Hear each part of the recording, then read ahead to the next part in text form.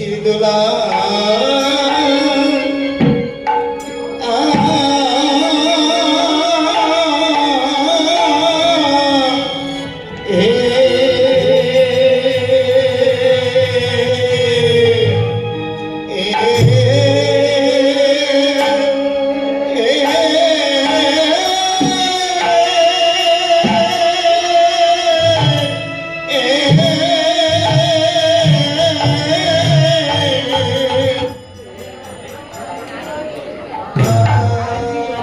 জানি তাও করুণা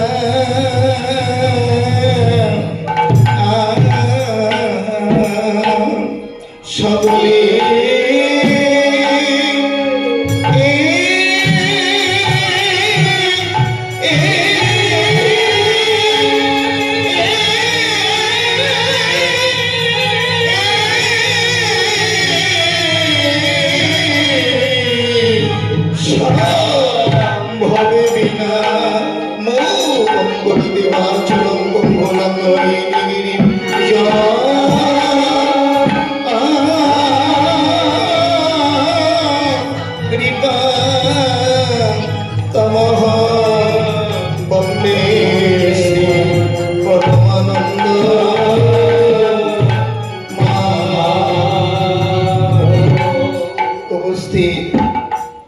নদিয়া গৌর ভক্ত কৃষ্ণ ভক্তগণ লীলা কীর্তন স্মরণের বিষয় গৌর গোবিন্দের অপ্রাকৃত লীলা শুভ অধিবাস লীলা এই হরিনগর সর্বজনীর রাধা গোবিন্দ মন্দির প্রাঙ্গণে 24 প্রহর ব্যাপী লীলাযজ্ঞ অনুষ্ঠানে সর্বপ্রথমে শ্রী শ্রী রাধা গোবিন্দের তথা গৌর গোবিন্দের লীলা কীর্তন শুভ অধিবাস। তো চলুন সবাই মিলে গৌর গোবিন্দের নামে ধ্বনি দিয়ে আমরা শুভ অধিবাস লীলা কীর্তন শ্রবণ করি। জয়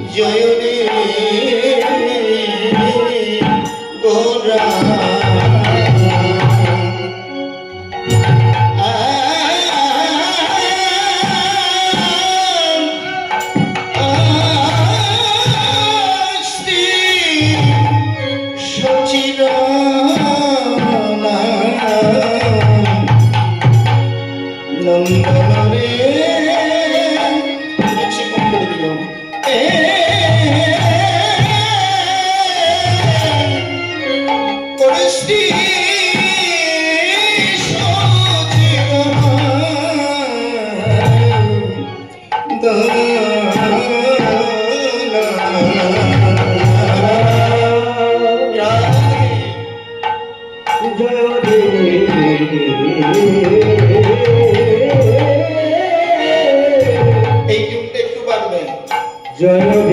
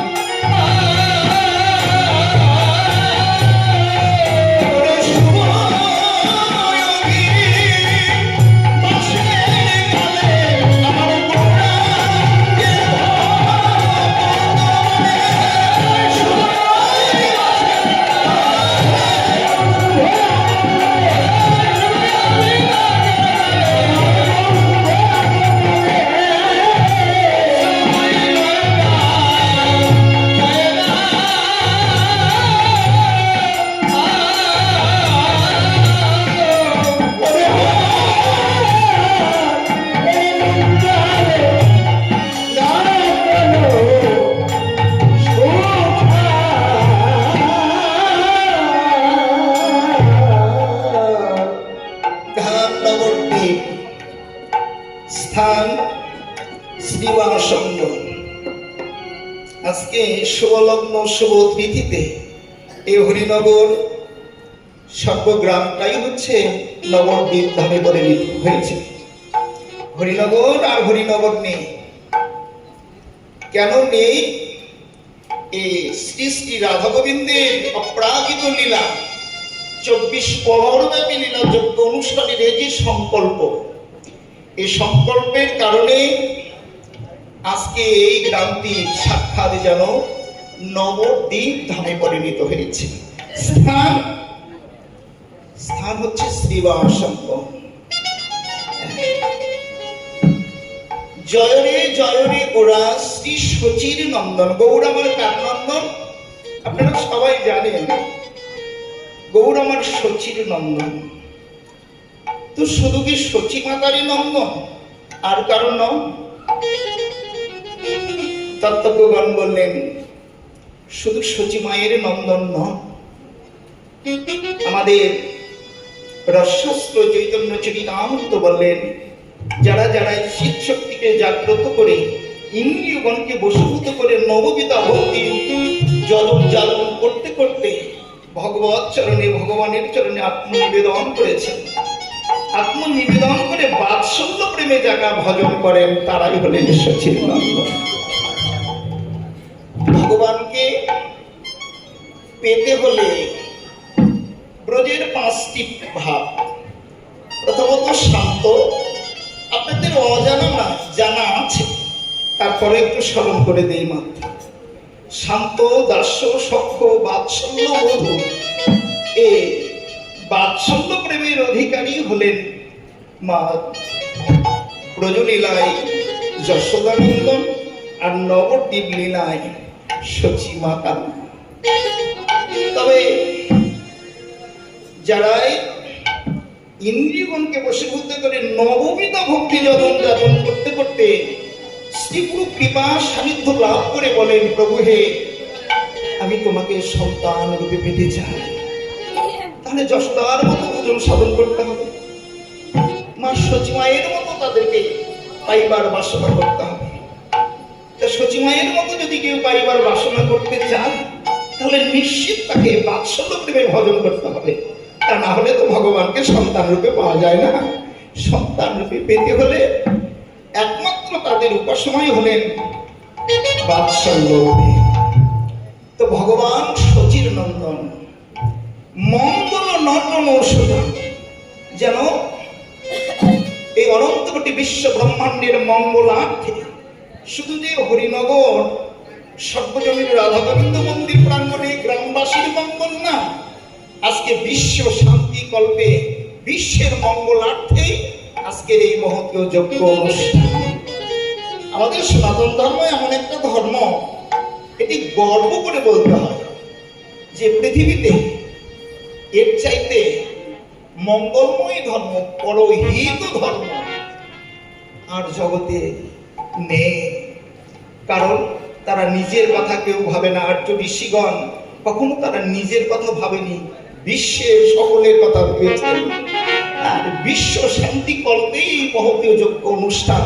তাই বিশ্বের শান্তি, এই বিশ্বের শান্তি মানুষ তো দূরের কথা, স্থাবর জঙ্গম, কীট পতঙ্গ, পশু পাখি, সমাজে যারা অবহেলিত, অবদলিত, নিপীড়িত, নিষ্পেষিত, ছোট জাতি বলে গণ্য, সকল জীবের করুণার্থে এই মহৎ যজ্ঞ অনুষ্ঠান। তাই মঙ্গল নটন ঔষধ, যেন নাটুয়ার শিরোমণি ব্রজরাজ রাজেশ্বর শ্রীকৃষ্ণ চৈতন্য শ্রীমন মহাপ্রভু যেন সাক্ষাৎ শ্রীবাসঙ্গনে এসে দাঁড়িয়েছেন। যিনি নাটুয়ার শিরোমণি দুটি বাহু প্রসারিত করে নিজেকে হরিবোল হরিবোল হরিবোল বলে চলেছে। তাই মঙ্গল নটন ঔষধ, মঙ্গলার্থ, মঙ্গলের শিরোমণি দুটি বাহু প্রসারিত করে নৃত্য করছেন।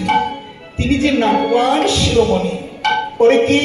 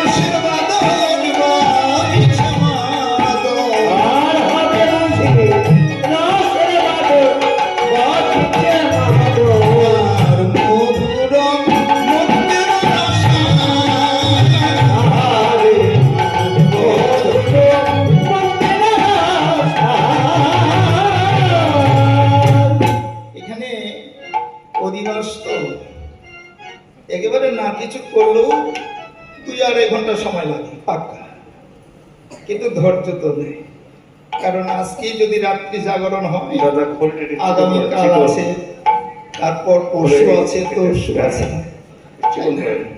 দ্রাং ধ্রিমিকি দিমি দিমি মা দলো বাজত, দ্রাং ধ্রিমিকি দিমি দিমি, এর এত সুন্দর রসময় তালে সুরের যে বাদ্যযন্ত্রটি বাজে তার নাম কি? মাদল।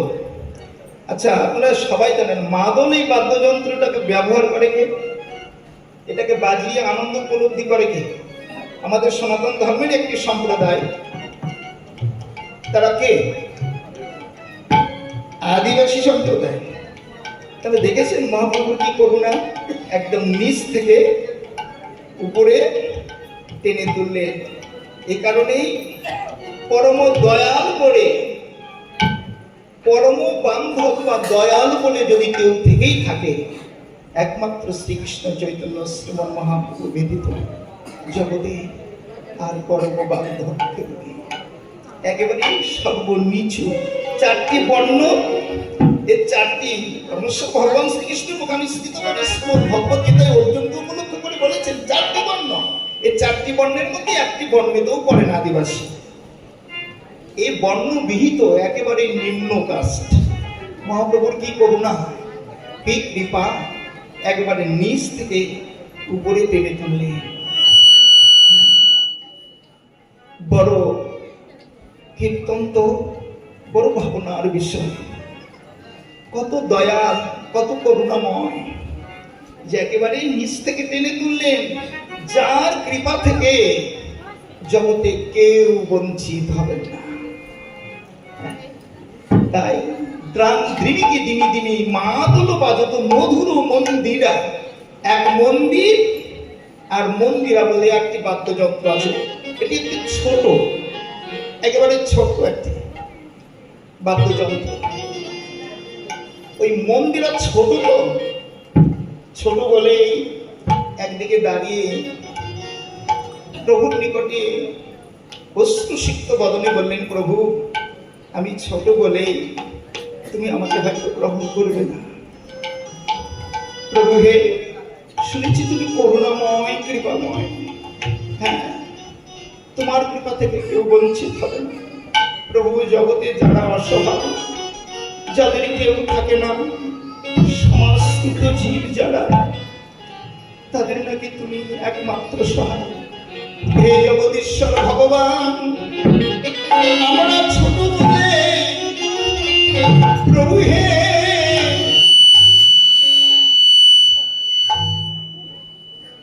তোমার সঙ্গ ছাড়া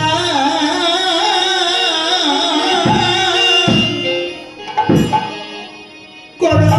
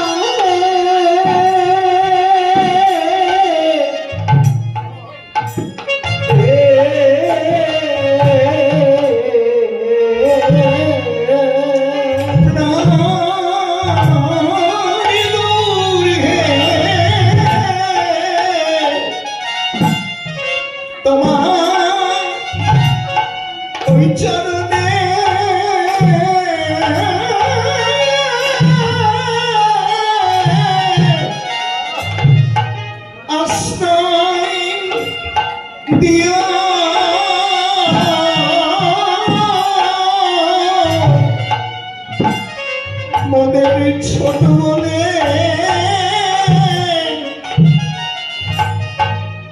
ঠেলে দিও না তোমার চরণে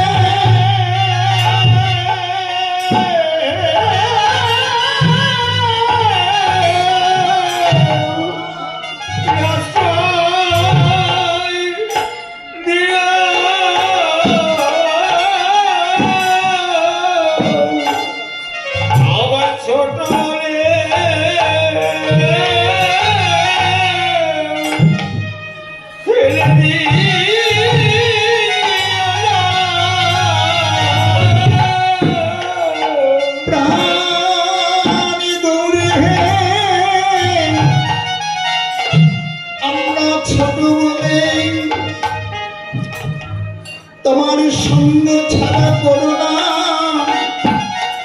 মন্দিরা বলি প্রভুর চরণে কাকুতি বিরতি স্তুতি করছেন পরম দয়াল প্রভু আমার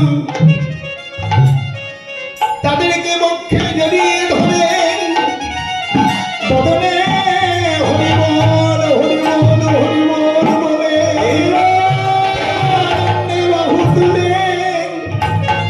বক্ষে জড়িয়ে ধরে আমার হরিনাম সংকীর্তন করছেন মধুর মন্দির রসাল আর কারা বাজে ওরে শঙ্খ করতাল ভক্তার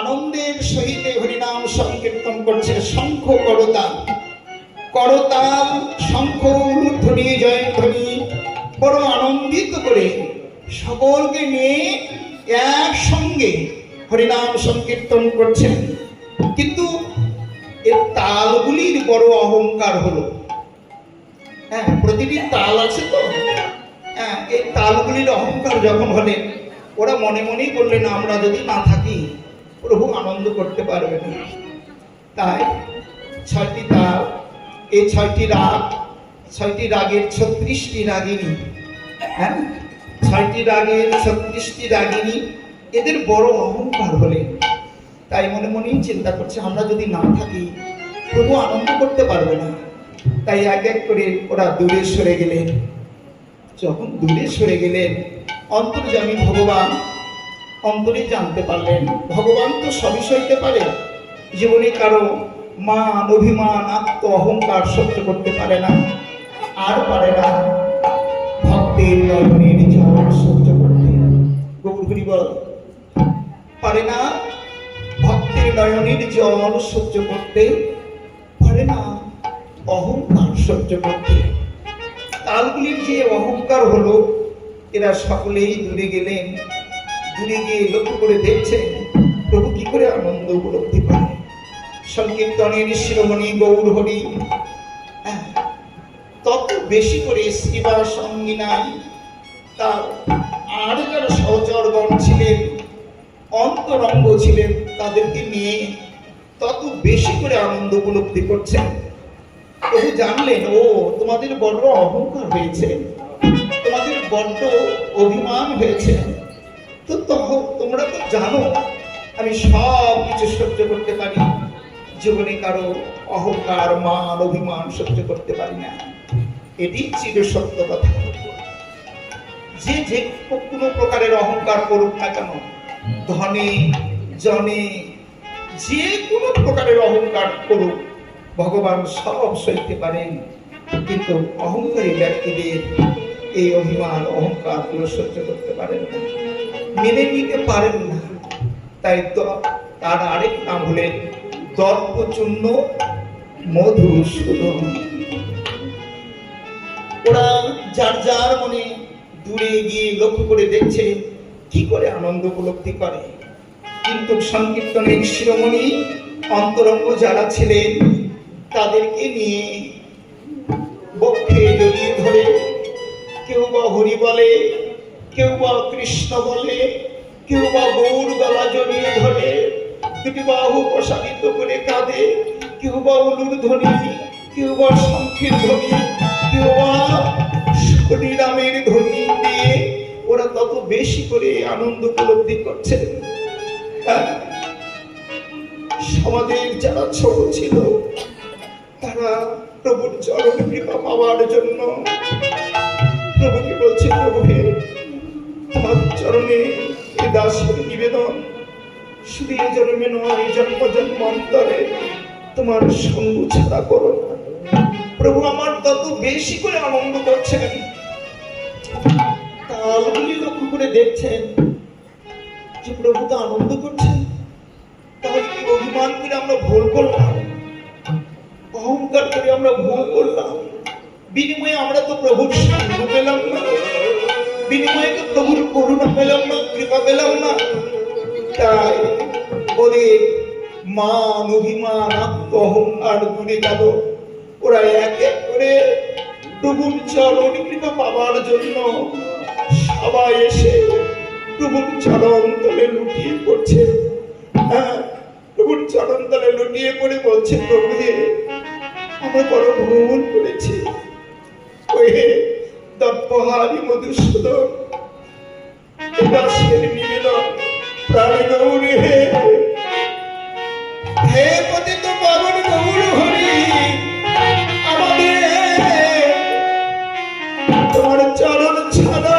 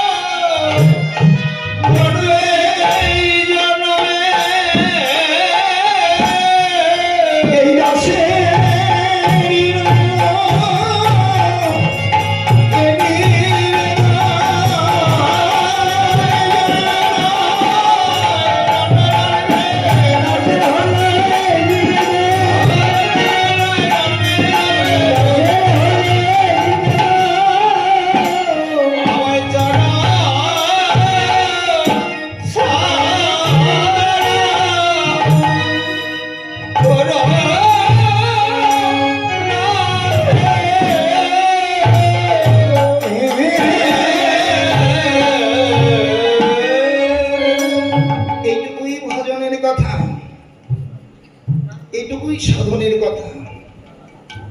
জগতে ভজন সাধন, যাগ যজ্ঞ, নিয়ম ব্রত, পূজা পার্বণ, সৎকর্ম, সদ্ভ্রষ্ট, একাদশী, দ্বাদশী, যা কিছু করি, কারো মনে যদি সামান্যতম অহংকার থেকে থাকে, ব্রত করেও লাভ নেই, যজ্ঞ করেও লাভ নেই, একাদশী দ্বাদশী করেও লাভ নেই। আপন বিবেকই বলে দেবে আমি কতটুকু কৃষ্ণ ভজন করতে পেরেছি, আমি কতটুকু গোবিন্দের চরণে আত্মনিবেদন করতে পেরেছি। জীবের সাধন ভজনই হচ্ছে কৃষ্ণ বলে কাঁদা, কৃষ্ণ বলে কাঁদাই তো জীবের ভজন।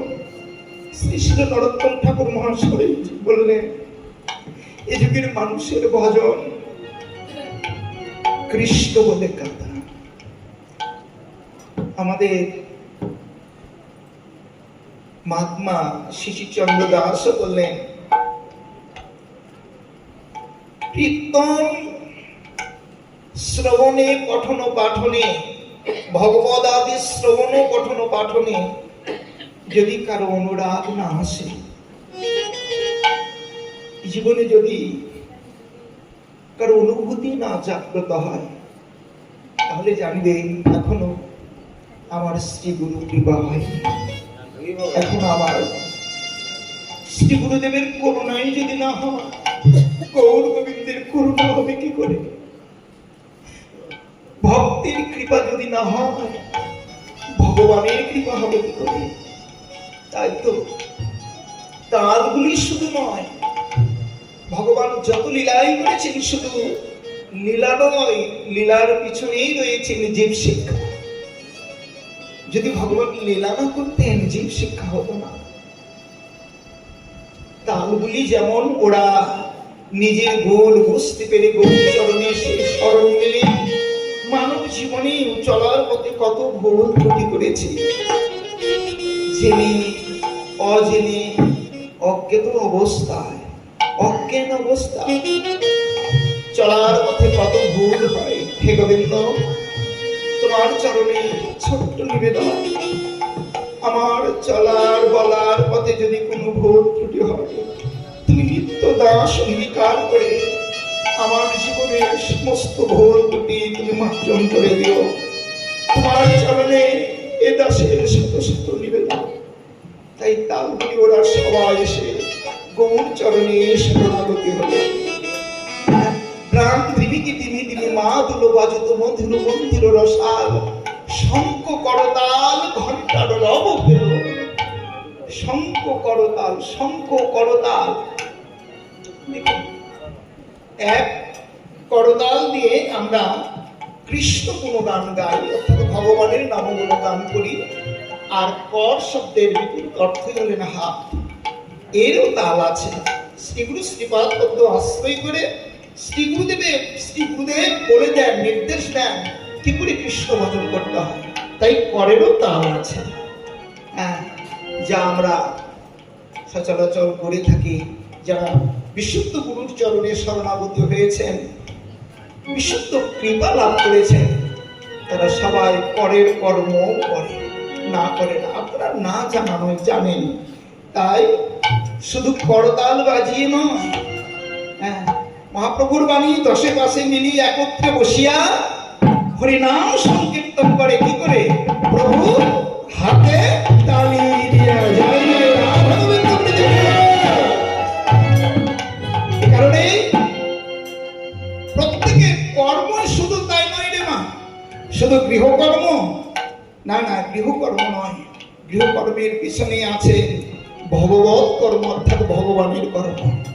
তাই এই কর্মগুলি শ্রীগুরু শ্রীপাদ পদ্মে শরণাগত হলে শ্রী গুরুদেব নির্দেশ দিয়ে দেন, বলে দেখো তোমাদের সংসারের সকল কর্ম পরিত্যাগ করে, সকল কর্ম ছেড়ে সময় সাপেক্ষে তোমরা নিজের পরের কর্মগুলি অন্তত করবে। হ্যাঁ, তাই কি করলেন? করতাল, করতাল। হ্যাঁ, করতাল, শঙ্খ করতাল, ঘণ্টার রব হলো মিলিল পদ তলে তাল। কেহ দেহ গোড়া অঙ্গে সুগন্ধি চন্দন, দেহ গোড়া অঙ্গে সুগন্ধি চন্দন, কেহ দেহ মালতীর মা,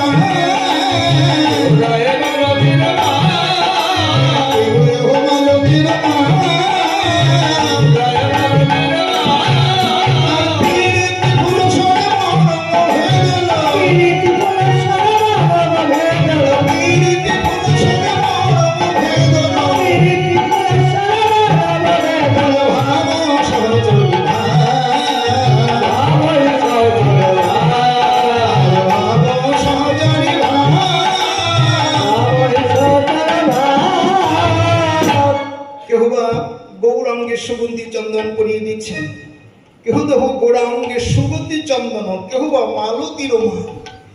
পিরিতি ফুল স্বরে, ফুল স্বর শব্দে এক অর্থ হলো বান। পিরিতি ফুল স্বরে বিশুদ্ধ তত্ত্ব লুকিয়ে আছেন এই সামান্যতম কথার মধ্য থেকে। পিরিতি ফুল স্বরে, স্বর শব্দের এক অর্থ হলো বান। তাহলে বান কোথায় লুকিয়ে আছে? যে বানাঘাতে কাউকে যদি ওই বানাঘাত করা হয়, সে বানের আঘাতে তার মৃত্যু ঘটে। হ্যাঁ, যারা শিকার করতে গিয়ে কাউকে বান মারলে কি হয়? তার মৃত্যু হয় না, সঙ্গে সঙ্গে প্রাণে মারা যায়। তবে ওই মারা যাওয়া আর আজকের যে লীলা কীর্তনের যে বান, পিরিতি ফুল সব, এটি একেবারে আলাদা, একটু তফাৎ আছে। এরা মারা যায় না, এরা প্রাণ থাকতেই হয় জ্যান্ত মারা। কেমন?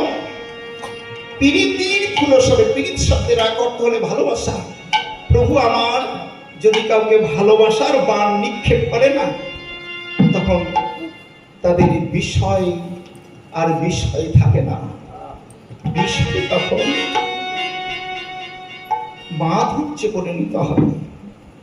আর যাদের মাধুর্যে পরিণত হয়, সংসারে থাকে বটে, কিন্তু তাদের কোনো কর্ম